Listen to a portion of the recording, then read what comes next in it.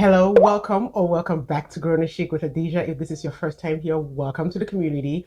And if you're a returning subscriber, thank you for coming back. I hope you like it over here. If you like what you see, please subscribe. And if you like what you hear, hit the like button and share with your community. So today I'm going to be talking about 5 perfumes that if you watch any version of Perfume Talk, you are going to see us talking about it, but you should never blind buy them. If you watch Perfume Talk, there are fragrances that go viral every once in a while, and you would be tempted to buy them because we all love them. But I'm here to tell you to never attempt to blind buy any of these fragrances, and I'll tell you why. Now, this is mostly not because these fragrances are bad. Actually, in my opinion, they are fantastic except for one. Except for one. In my opinion, they are fantastic, but you shouldn't blind buy them because they are really not easy to describe in the first place, and B, they're not easy to understand. So it is always good. First of all, there is nothing as a safe blind buy. Okay, everything is, there's a risk. Okay, there's a risk involved because you could like all of the notes, but the way the notes are blended together, you end up not liking it. So there is a risk involved in blind buying. Let's just start from there. But there are some purchases that are safer to dip your foot into, and there are others that are not safe at all. Okay, so we are going to talk about the fragrances that I think are not blind buy safe. You should not try this at home. If you're a new collector and you hear us talking about something and everybody is in love with it, do not blind buy these. Okay, number 1, Vanilla Powder by Matière Première. Anybody that knows me knows that I adore the house of Matière Première. Matière Première is a house that I always say, if money was not a thing, I would own the entire line. Not because I jive with all of the scent profiles, but because I love the quality of the perfumes of this house. And so I just want to, for collector's purposes, there are some of them that, not that the perfume is bad, it's just not my scent profile. Like Falcon Leather is it's a wonderful leather. It's just not a scent profile that I like, and I would like to smell that on my husband. So that put aside. Vanilla Powder is a very dry coconut and some vanilla. So when you hear the name Vanilla Powder, you would expect to smell a lot of vanilla and maybe some powdery notes. And this has vanilla in it, but vanilla is not the star of the show. It does have coconut, and it's not the creamy coconut that we expect in perfumes. It's like you know how the back, when you crack the shell of a coconut, is that shell, that dry shell of a coconut. That's what you smell here. It also has, I think, some Palo Santo in it. And so it's a very, very different vanilla and coconut. The coconut and the vanilla is not done in the usual coconut and vanilla way. So you need to try this before you buy. Another thing is, this perfume is very strong. This perfume is very, very strong. So if you're not a person who can handle something punching you in the face, try this before you buy. Again, love this perfume. Love this perfume down. But is she blind buy safe? No. Okay. Number 2 is a duo. Guidance the OG and Guidance 46. Do not blind buy this. Do not. I beg of you, do not. First of all, the price point. You do not want to spend this kind of money on a fragrance that you're not sure that you absolutely love. You just don't. Okay? Matter of fact, the entire house of Amouage, tread with caution. Not because their fragrances are bad. They make fantastic fragrances. But they are also very photorealistic. They are also very adventurous with their perfumes.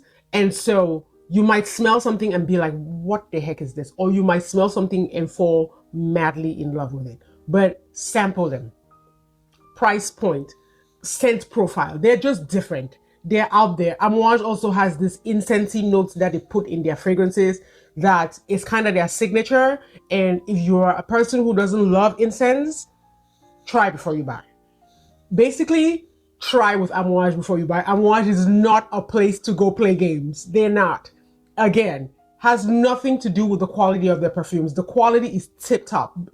One of the best in the game. But try before you buy. Okay? I'm just saying. Number 3 is a fragrance that I don't have. But she's number 3. And I'm going to insert her here. It's Bianco Latte. I used to have this fragrance and I sold mine because I fell for the hype. I listened to my fellow reviewers and I fell for the hype. Why? Because I love a good vanilla. I love a good caramel, right? And I thought, what's the worst that could happen? And I bought Bianco Latte. Bianco Latte to me, the reason why I did not like it, and I tried, I kept it for like a year and a half after I bought it because I was like, surely the issue is me. Surely I am missing something. Surely I am misinterpreting this perfume. So let me keep it and keep trying it. Try to layer it with other things, try to wear it on its own, and I could never get the hype. The issue for me with Bianco Latte was it was too much of everything. It was too sweet. It was too caramelly. It was just too much of everything.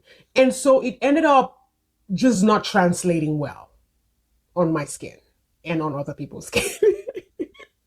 This is not a bash Bianco Latte page, just so y'all know. I'm not bashing Bianco Latte because there are some people that I absolutely love that love Bianco Latte, and I love them for it. I wish I was like them. I wish I could experience what they experience when they smell this perfume. But to me, it was a bust. It was a bust.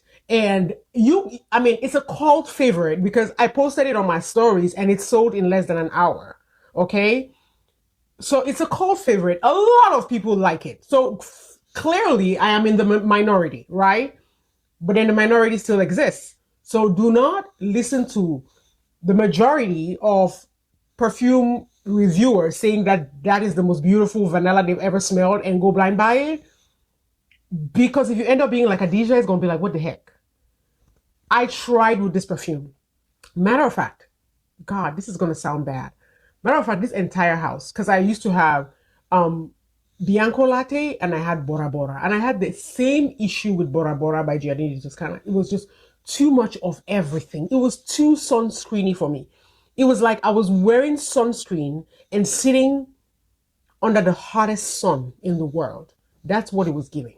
So I feel like my skin was, let's not bash them, okay? Let's hope that they will release something that will redeem the house for me. But for now, I haven't found anything in my scent profile. So try that before you buy that. The next one will be Hibiscus Mahajad by Maison Crivelli. This fragrance has had its moment, its time, and has done the rounds in perfume talk, right? Almost everybody that I know loves Hibiscus Mahajad, and for good reason. This is a fantastic rose hibiscus, some leather, and some spices.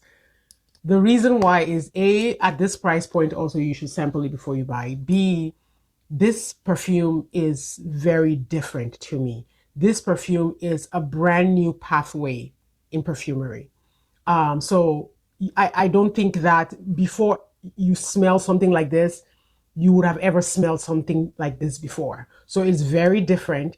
And so it's very hard to have a reference point for Hibiscus Mahajad.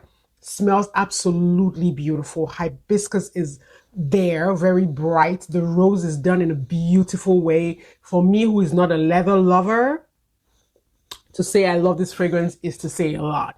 But this is such a different fragrance. It is such a strong fragrance. Like you cannot not smell this when you have it on. And so this is not one where you say, I'm going to blind buy it and I'm going to troop it on until I run out of this bottle. No, you're going to have to love it to run out of this bottle. So please sample this one because it's not a cheap fragrance. It smells beautiful, but it's very loud, it's very strong, it's very bold, it's very assertive. It's one of those fragrances that you cannot miss her. If somebody walks into a room wearing this, you cannot miss her. So if your scent profile is you like quieter perfumes, you like close to the skin perfumes, you like, this will not be it for you. This will definitely not be it for you. And the good thing about Hibiscus Majad is you can walk into a Saks, into a Neiman's and sample this because there are some of these niche fragrances that are hard to get. But this one, you can walk into a Saxon and Neiman's and actually sample it, okay? The final one is one that has been making its rounds in fragrance talk. And talking about one fragrances that are hard to find and sample, this would be in that category. I am talking about Skin Musk by Attar Alhas. I adore this fragrance. I adore this fragrance.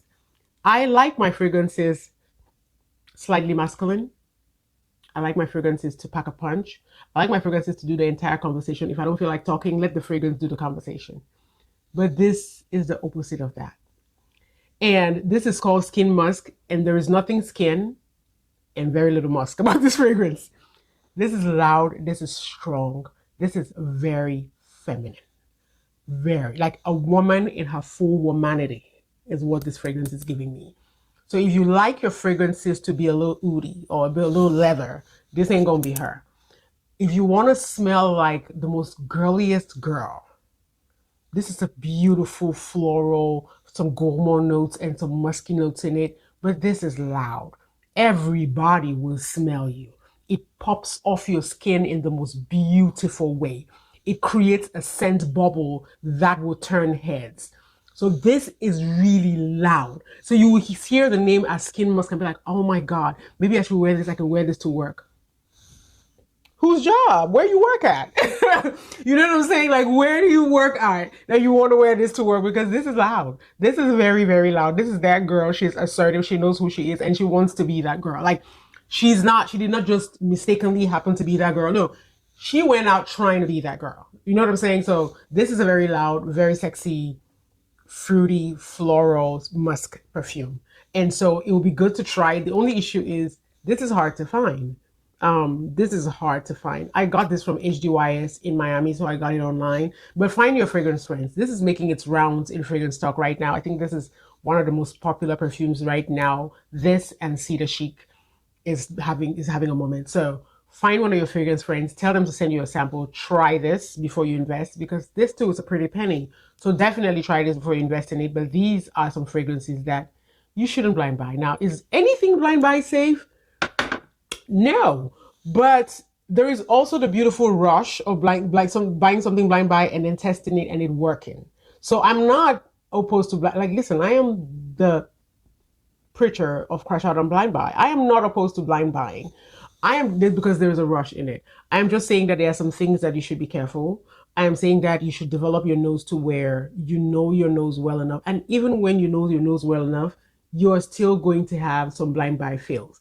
So if there is any way that you can avoid a blind buy fail, by all means do that. Avoid a blind buy fail by sampling. And if it's a fragrance that is not readily available, create a fragrance community.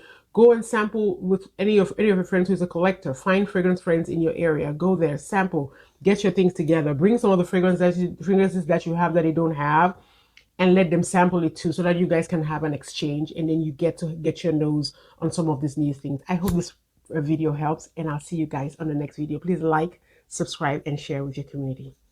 Au revoir.